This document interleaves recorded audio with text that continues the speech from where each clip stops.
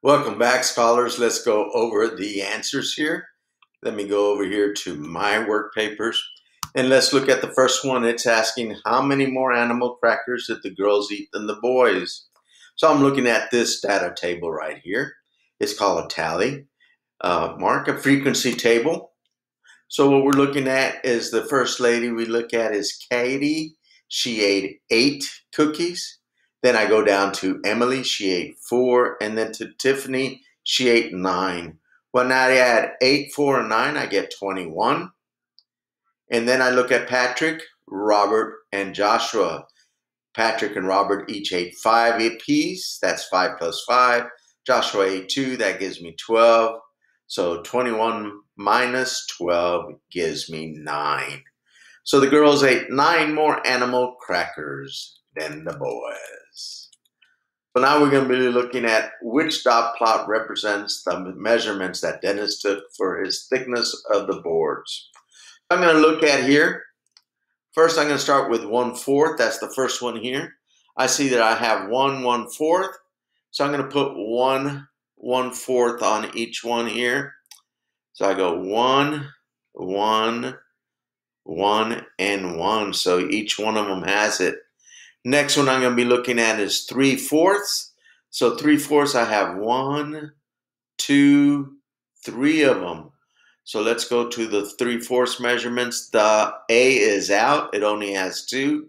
C is out. It only has 2. So we're left with B and D. All right. So now the next measurement I'm looking at is 1/2.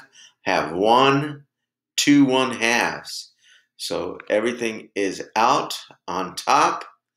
So B has 2 1/2 and so does D. So the next number I look at is 1/8. 1/8 is half the distance between 0 and 1/4. So let me look here. I have 1/8 in B and I have 1/8 in D. So now I look to see if I have 1. The whole number, let's look at here. B doesn't have it. D does.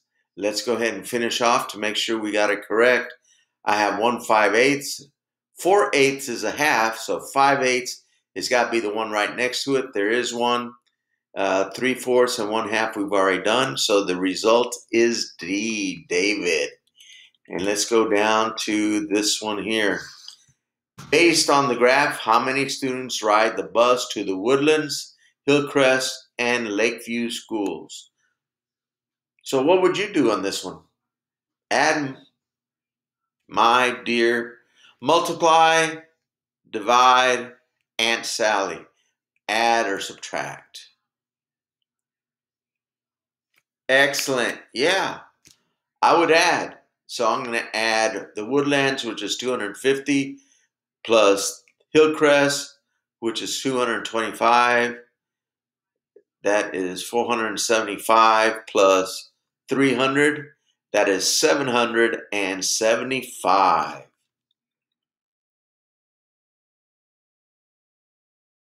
That's answer D. And here's adding it up. So the answer would be 775. These are our skills that you're going to be using tomorrow on your unit test. Please remember them because you're going to need them. Let's continue with our slides here. We are going to our objective. Pausing the video so a brave scholar can read this. Excellent. Love it, love it, love it.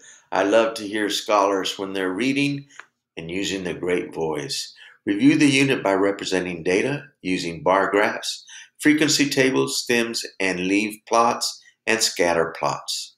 We're going to be using this so that you can go to your Google form.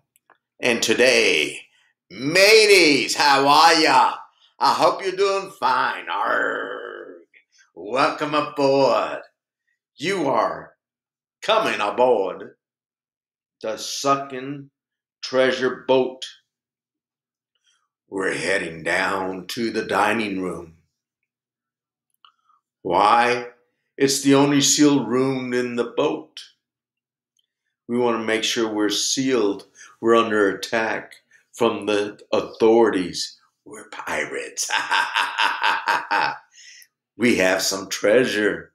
Oh, they're pounding us left and right. Watch out. Oh, we're sinking, we're sinking, we're sinking. Guys, it's 100 feet deep here. It's going to be your job to work with a partner to get yourself back up to 100 feet to safety. The only way you can do that is to make sure you get 100 on this. And the only way you're going to do that is by answering each section. I want your first and last name so we'll know who you are.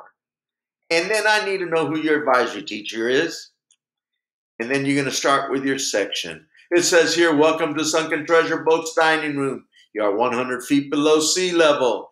Your mission is to work your way back up to safety. You will ascend 10 feet with each correct answer until you reach safety.